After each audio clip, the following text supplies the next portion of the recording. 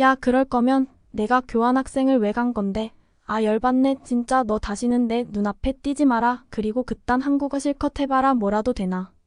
지금 한 콜롬비아 청년이 친구들에게 비난을 받고 있습니다. 2010년은 친구들에게 아무 말도 할 수 없습니다. 도대체 무엇 때문에 이런 말을 듣고만 있었던 걸까요? 그리고 5년 뒤 콜롬비아로 돌아온 2010년은 과연 어떤 모습이 되어 있을까요? 안녕하세요. 감동의 모든 것입니다. 저희는 해외 커뮤니티 레딧과 감동의 모든 것 공식 이메일로 제보받은 실제 사연을 바탕으로 재구성한 스토리를 전달해 드립니다. 구독과 좋아요, 공유, 알림 설정은 영상 제작에 큰 힘이 됩니다. 영상의 중간 광고 없이 모두 무료로 진행되니 끝까지 시청 부탁드립니다. 안녕하세요. 저는 지금은 콜롬비아 대학들에서 한국어 강사를 하고 있는 벨로라고 합니다. 지금은 콜롬비아에서 한국어에 대한 관심과 위상이 상당히 높은데요. 제가 한국어를 배울 때만 해도 전혀 이런 분위기가 아니었습니다.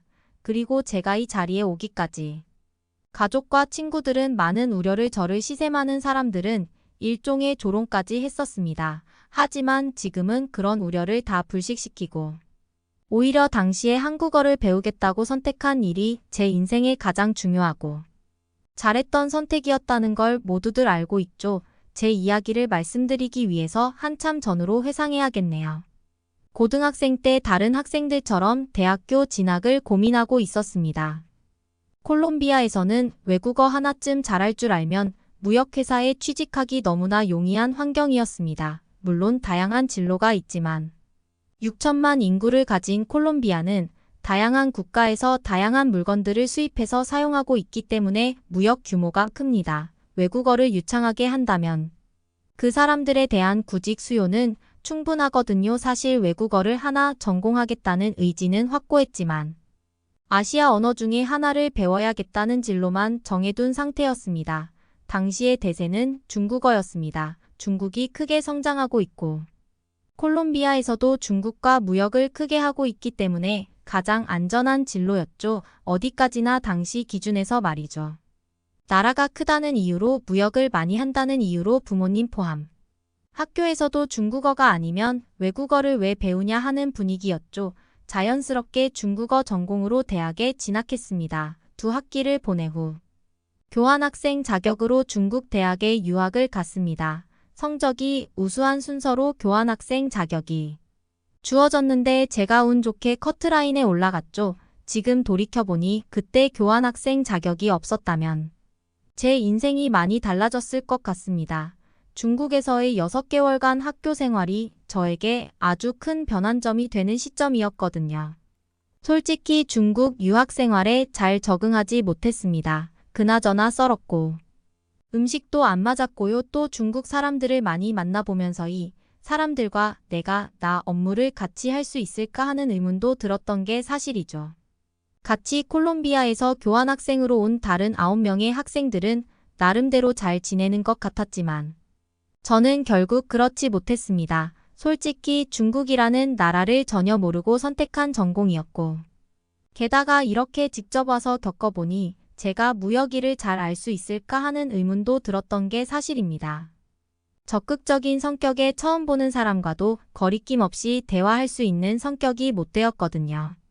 그렇게 흔히 말해 아싸로 학교 생활을 하고 있었습니다. 그러다가 한국에서 중국으로 유학 온 재성라는 친구를 만났습니다. 이 친구는 또 중국어를 배우기 위해 이곳으로 유학을 온 친구인데 저와 마찬가지로 중국 문화에 적응하는 걸 조금 힘들어하는 친구였습니다. 저는 재성라는 친구와 어울리며 자연스럽게 한국어를 조금씩 알게 되었고 재석도 콜롬비아에 대해서 조금씩 알게 되었죠. 재호는 콜롬비아어를 저와 어울릴 때 사용하려고 몇 가지 배우곤 했지만 저는 재석한테 한국어를 배우면서 아주 커다란 흥미를 느끼기 시작했습니다. 그렇게 중국으로 유학 온 지 6개월이 된 시점. 저는 큰 결심을 합니다. 중국어를 배울 때 느끼지 못했던 흥미라는 걸 한국어를 통해서 느낄 수 있었습니다. 솔직히 지금까지도 왜 한국어에 흥미를 느꼈는지는 모르겠습니다만 저는 당시 제 감정에 솔직했고 부모님께 학교를 자퇴하고 한국으로 가서 한국어를 배우겠다고 선언을 했습니다. 집에서는 난리가 났죠. 동네 친구들도 뭐 하는 짓이냐며 수시로 전화를 했습니다. 부모님과 친구들은 전화통이 불이 나도록 전화를 해서 잠시 유학하고 당장 이탈리아로 돌아오라는 얘기뿐이었죠. 기껏 노력해서 따낸 교환 학생 자격을 걷어차고 하루아침에 자퇴한다고 하니 후폭풍이 엄청났던 것이죠. 그리고 콜롬비아 학교에서는 그럴 거면 교환학생을 왜 가지고 간 것이냐며 아쉽게 교환학생을 가지 못했던 다른 학생들은 저에 대한 좋지 않은 이야기들을 하고 다녔죠. 예상하지 못했던 바는 아니지만 거센 반응 때문에 잠시 망설여지기도 했습니다. 하지만 저는 중국어를 더 배워봤자 의미도 없을 것 같고 흥미도 없는 공부를 있으니 새로운 도전을 하겠다고 결심을 끝낸 상태였죠. 그렇게 자퇴를 하고 콜롬비아로 돌아가지 않고 한국으로 갔습니다.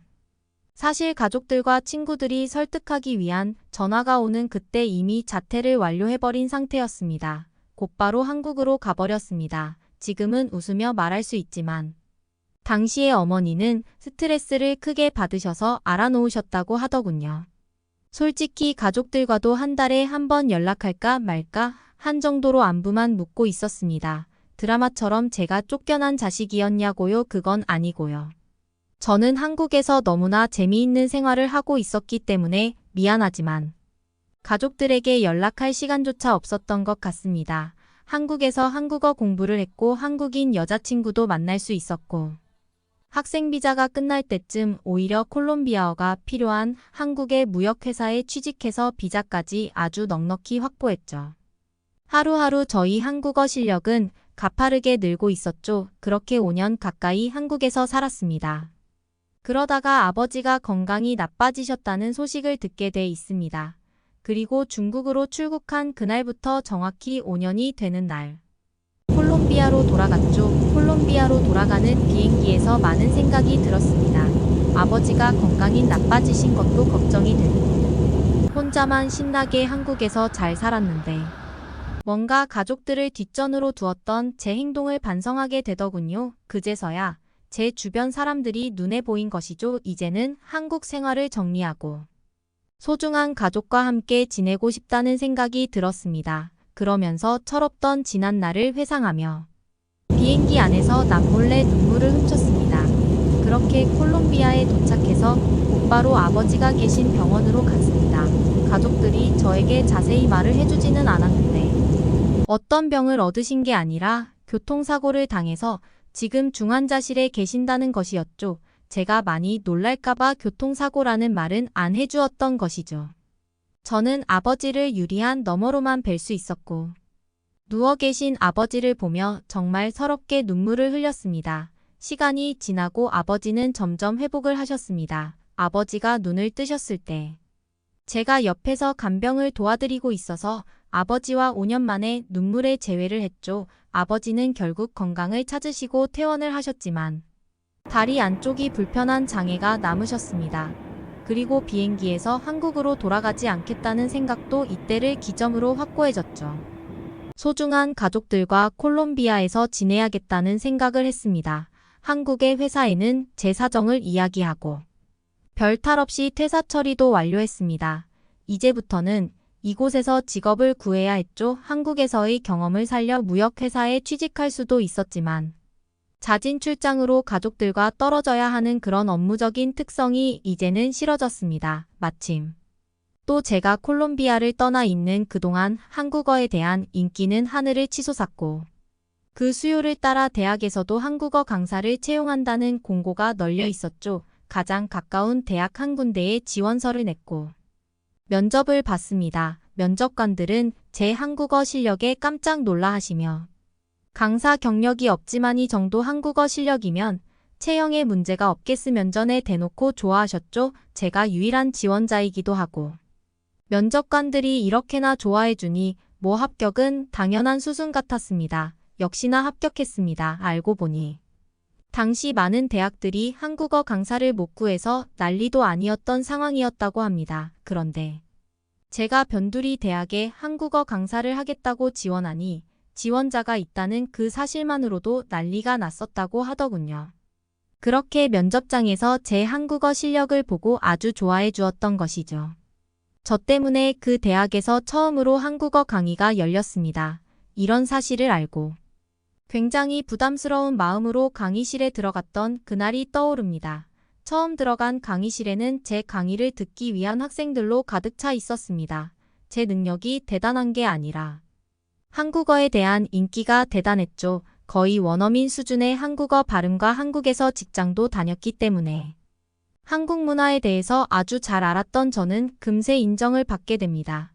그리고 아주 먼 거리에 있는 대학에서까지 저를 스카우트하려고 이메일이 수시로 오고는 했습니다. 이 소식을 알게 된 대학 총장님께서 저와 면담을 하자며 부르시더군요. 여기 학교에 남아준다면 교수 자리까지 보장을 해주겠다. 다만 지금 학위가 없기 때문에 몇 년간은 강사 일과 병행하며 학위를 마치고 박사 취득 때까지 기다려주겠다고 말이죠. 몇 년 뒤 한국어학과가 개설되면 학과 대표 교수 자리도 보장해주겠다고 말해도 사실일 정도면 엄청난 대우가 맞습니다. 이런 변두리 대학에서 한국어학과가 생긴다는 것만으로도 대학의 급이 달라질 수도 있기 때문이죠. 저는 가족들과 멀리 떨어지기 싫어서 다른 대학에 갈 생각도 없었지만 총장님께서 이렇게 확고하게 저를 밀어주신다고 하니 마다할 이유가 없었습니다. 그리고 이런 기회를 주신 총장님께 감사 인사를 드렸죠. 솔직하게 이런 기회가 저에게 주어진 것에 대해서 과분하다고 생각하고 있습니다. 제 능력보다는 한국에 대한 관심이 많아지면서 한국어에 대한 수요도 많이 늘어난 덕분이죠.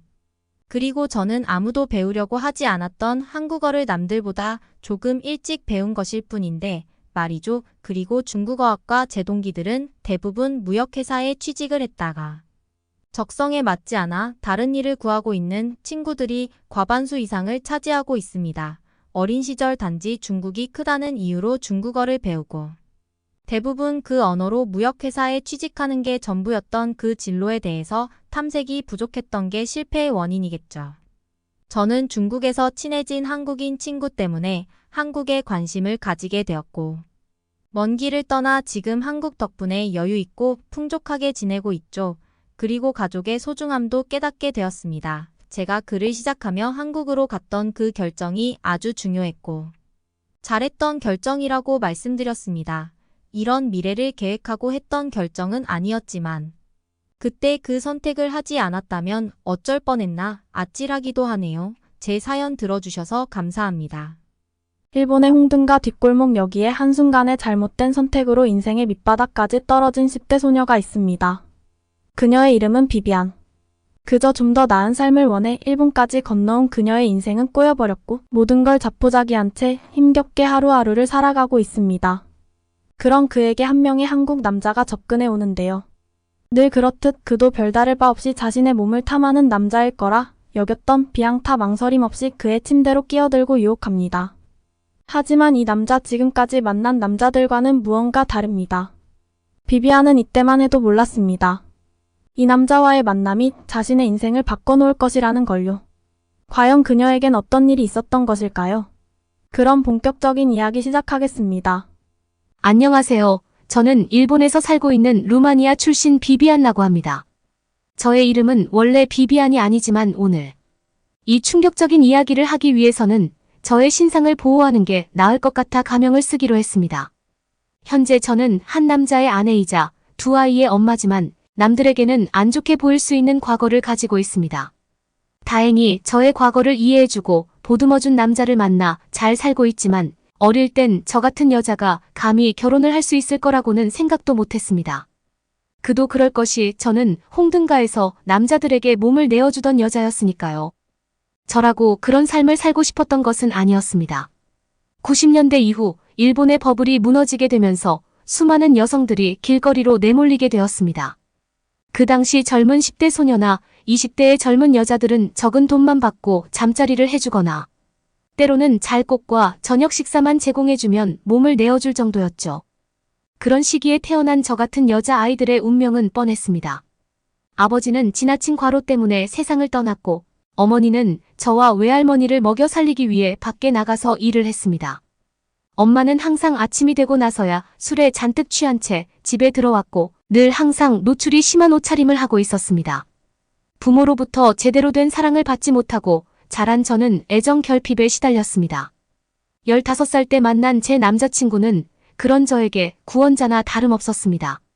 나이는 저보다 2배나 많았지만 배고파하는 저에게 먹을 것을 주고 부모나 할머니보다도 친절하게 대해주는 남자였습니다. 저는 이 남자와 미래를 약속했고 남자는 저에게 일본으로 떠나자고 이야기했어요. 루마니아보다 훨씬 살기 좋을 뿐 아니라 임금도 훨씬 높기 때문에 집에 있는 가족들에게 돈을 보내드리면 어머니도 더 이상 밤일을 하지 않으셔도 된다고 저를 유혹했죠. 철이 없던 저는 가족에게 편지 한 장을 남긴 채 이 남자에게 제 모든 것을 맡기고 일본으로 떠났습니다. 남자친구와 일본에 밀입국한 저는 당연히 남자친구와 함께 공장 같은 곳에 들어가 일을 열심히 하면서 돈을 모으고 함께 가정을 꾸리며 살 줄 알았어요. 하지만 일본 국경을 넘는 순간 제 남자친구는 돌변했습니다. 저의 신분증과 여권을 뺏은 남자친구는 이제부터 내가 돈을 열심히 벌어와야 한다면서 절대 도망칠 생각을 하지 말라고 했습니다. 남친이 저를 끌고 간 곳에는 수많은 여자들이 속옷 차림으로 훌쩍이거나 넋이 나간 표정으로 앉아 있었어요. 몇몇 여자들의 얼굴에 멍이 든 흔적이 있기도 했습니다. 저는 무언가 잘못되었다는 것을 느끼고 도망치려고 했지만 남친과 다른 남자들에게 잡혀 두들겨 맞았습니다. 저는 살기 위해 모르는 남자들에게 몸을 내어줘야 했고 결국 그렇게 제 인생은 밑바닥으로 전락하고 말았죠. 일본은 몸을 파는 것이 암암리에 허용된 나라입니다. 그래서 성산업에 종사하는 외국인 여성이 많죠. 자발적으로 돈을 벌기 위해 온 여자들도 있었지만 저처럼 강제로 끌려온 여자들도 있었습니다. 대부분 강제로 끌려온 여자들은 나이가 어렸어요. 아무리 몸을 파는 것이 합법화되어 있는 국가라도 해도 미성년자를 허용하는 곳은 존재하지 않거든요. 하지만 저같이 어리고 남자 경험이 적은 여자들을 원하는 남자 손님들이 있었고 이들의 수요를 충족시키기 위해 포주들은 위험한 짓을 저지르기 시작했죠. 순진한 여자 아이들에게 돈을 많이 벌 수 있는 일자리를 알선해준다는 말이나 남자친구 행세를 하며 외국으로 떠나자는 말로 유혹해서 데려와 몹쓸 짓을 저질렀습니다. 빠져나갈 구멍이 전혀 없는 턱턱 막히는 현실 속에서 저는 하루하루 시들어가고 있었습니다. 여느 때와 같은 밤거리 저는 변태적인 행위를 요구하는 손님을 거부하며 뛰쳐나갔고 포주에게 머리채를 잡혀 맞기 시작했습니다. 점점 정신이 아득해지는 것을 느꼈을 때 갑자기 주먹질이 멈춘 것이 느껴졌습니다. 몸을 한참 웅크리고 있던 저는 의아해서 고개를 들었습니다. 알고 보니 주먹질이 멈춘 것이 아니라 어떤 남자가 저의 앞을 막아선 것이었습니다. 포주는 소리를 고래고래 지르며 당장 비켜서라고 말했지만 남자는 저의 손을 잡더니 뛰라고 소리쳤어요. 얼떨결에 남자의 손을 잡고 뛰게 된 저는 열심히 다른 박질을 했습니다. 남자는 힐끗 뒤를 돌아보더니 손을 쳐서 한껏 쌓아진 상자를 무너뜨렸습니다. 상자 더미 때문에 포주가 쓰러진 틈을 타 저희는 더 멀리 도망갔습니다. 더 이상 달릴 수 없을 것 같다는 생각이 들었을 때 남자는 이제 멈춰도 된다고 이야기했습니다. 이 나라의 난생 처음으로 보는 밝고 건전한 분위기에 거리 그 한가운데 있는 남자의 얼굴도 눈에 들어왔습니다. 아까는 경황이 없어서 인식하지 못했는데 지금 보니까 동양인 남자더군요. 남자는 포주에게 뭐라고 설명을 시작했지만 저는 무슨 말인지 알아들을 수 없었어요. 일본어는 손님들로부터 배운 짧은 문장 정도만 알아듣는 수준이었기 때문에 이렇게 긴 대화는 어려웠습니다. 남자는 난처한 기색을 보이더니 영어로 저에게 어디서 왔냐고 물었습니다. 저는 루마니아에서 왔다고 했고 서툰 문장으로 영어도 별로 능숙하지 못하다고 말했습니다. 남자는 짧은 문장이나 단어로 쉽게 설명하기 시작했고 저를 병원에 데려갈 것이라고 말했습니다. 그 말을 들은 저는 기겁하며 안 된다고 말했습니다. 병원이면 분명 신분을 확인할 텐데 만약 불법 체류 중인 걸 들킨다면 저는 당장 본국으로 추방될 터였습니다. 비참한 꼴로 추방되어 돌아온 저를 보면 부모님과 할머니가 뭐라고 할지 저는 너무 두려웠습니다. 분명 제가 몸을 판 사실도 알게 될 것 같았어요. 저는 남자한테 절대 병원에 갈 수 없다고 의사를 전달했고 의아한 표정으로 쳐다봤지만 다행히 저의 의견을 받아주었습니다. 남자는 소매점에서 응급처치 키트를 구매한 뒤 저를 호텔로 데려가 정성껏 처치해줬습니다. 그 호텔은 남자가 묵고 있는 것 같았습니다. 처치를 끝낸 후 남자가 머뭇거리는 표정으로 침대를 바라보는군요. 저는 남자의 표정을 보고 이 남자가 저에게 바라는 것이 있다는 것을 눈치챘습니다. 저는 역시 아무 이유 없이 나를 구해준 게 아니었구나 싶은 생각에 실망스러웠지만 그래도 구해준 보답을 해야겠다는 생각에 침대로 가서 옷을 벗기 시작했습니다. 그러나 남자는 제가 상의 단추를 풀기 시작하자 기겁을 하면서 뭐 하는 거냐고 막아섰습니다. 남자는 제가 알아들을 수 있도록 쉬운 영어로 천천히 자기 여기 안 있을 거고 아침에 오겠다고 말했습니다. 그리고 어디 나가면 안 된다는 경고와 함께 잘 자라는 인사를 하며 빠져나갔습니다. 저는 남자가 저에게 손대지 않았다는 사실에 무척 놀랐습니다. 저는 오랜만에 정말 편안하고 걱정 없는 마음으로 잠자리에 들 수 있었습니다. 여자 혼자 호텔방에서 자는데도 하나도 무섭지 않았어요. 저한테 무슨 일이 생기면 금방이라도 남자가 방문을 열고 도와줄 것 같았거든요. 방 안에서 풍기는 맛있는 냄새에 눈을 뜨자 남자는 이미 돌아와 있었습니다. 호텔에서 식사를 시킨 건지 남자가 저에게 이리 와서 먹으라고 하더군요. 눈을 비비고 제가 어디 갔다 왔냐고 물어보자 남자는 24시 카페에 있었다고 말했습니다. 잠을 자지 못한 탓에 남자는 조금 피곤해 보였습니다. 저는 남자가 시켜준 식사 서비스를 먹으며 그의 질문에 대답했습니다. 간혹 제가 무슨 말인지 못 알아듣자 남자는 노트북을 가져와 웹사이트 번역기를 이용해 영어를 루마니아어로 번역해주곤 했습니다. 저도 그 남자에게 궁금한 점을 몇 가지를 물어봤는데 그는 한국이라는 나라에서 온 정수라는 동양인이었습니다. 그는 일 때문에 일본에 자주 왔다 갔다 한다고 말했었고 몇 년간 유학 생활도 했었다고 합니다. 고민거리 때문에 생각에 잠겨 정처 없이 걷다가 실수로 홍등가로 들어와 버렸는데 지금 생각해보면 실수가 아니라 저를 구할 운명이라 그런 것 같다고 이야기했죠. 그렇게 저와 함께 이야기를 나누던 남자는 제 답변을 들을 때마다 점점 경악스러운 표정으로 변했습니다. 역시 그도 몸을 파는 내가 안 좋게 보이는 걸까요? 이 남자가 저를 경멸의 호텔에서 내쫓으면 어쩌나 하는 걱정이 들었습니다. 다행히도 남자는 저를 경멸하기보단 저를 데려온 전남친이자 포주를 더 욕했습니다. 그는 제가 어른들로부터 보호받아야 하기 때문에 여성 쉼터에 데려갈 것이라는 말을 했습니다. 그곳에는 가족 혹은 범죄자로부터 저같이 몹쓸 짓을 당한 여자들이 쉬고 있는 공간이라고 말했습니다. 거주 과정이 없는 불법 체류자 여성들 또한 머물 수 있는 공간이었기 때문에 추방될 걱정도 없다고 말했어요. 그 남자로부터 벗어나고 싶지 않아. 내가 너를 구해줄 테니 한 번만 믿어줘. 선량하고 믿음직한 그의 눈빛은 신뢰가 갔어요. 저는 남자의 손을 잡고 경찰서를 따라갔습니다. 처음에는 굳은 표정의 남자들이 저를 둘러싸서 무서웠는데 나중에는 중년의 푸근한 표정의 여성분이 저에게 다가와 이것저것 물어보더군요. 저는 제가 어떻게 일본에 오게 됐는지 자초지종을 설명했고 저를 착취한 남자들의 인상, 차기와 이름 등을 말했습니다. 그 뒤 한 달 뒤 호주 일당이 체포되면서 재판이 벌어지기 시작했고 저는 그동안 인신매매 여성들을 보호하는 비영리단체의 여성 쉼터에 머물렀습니다.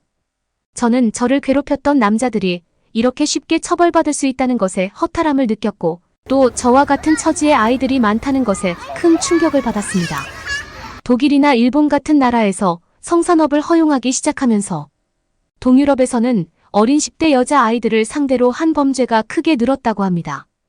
불법 체류자가 경찰에 협조한 경우 임시 허가증을 얻을 수 있었고 저같이 범죄 조직에 연루된 미성년자의 경우에는 본국으로 돌아가는 것이 위험하다고 판단하여 운이 좋으면 영주권을 얻을 수 있었습니다. 물론 영주권을 얻는 것은 단번에 될 수 없고 몇 년 이상 걸리는 일이었지만 그래도 저는 떠나지 않아도 된다는 것이 기뻤습니다. 저를 도와줬던 정수라는 남자를 그 뒤에도 몇 번 만났지만 그가 한국으로 돌아가면서 다시 보지 못하게 되었습니다.